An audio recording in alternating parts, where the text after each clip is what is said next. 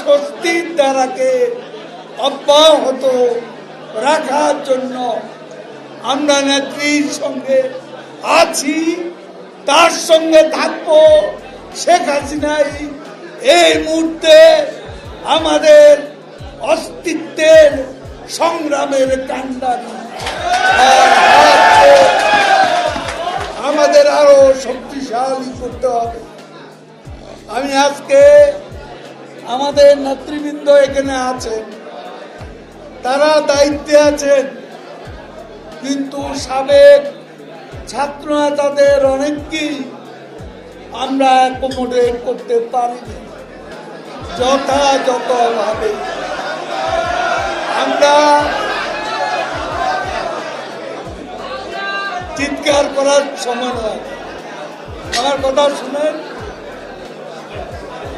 সেটা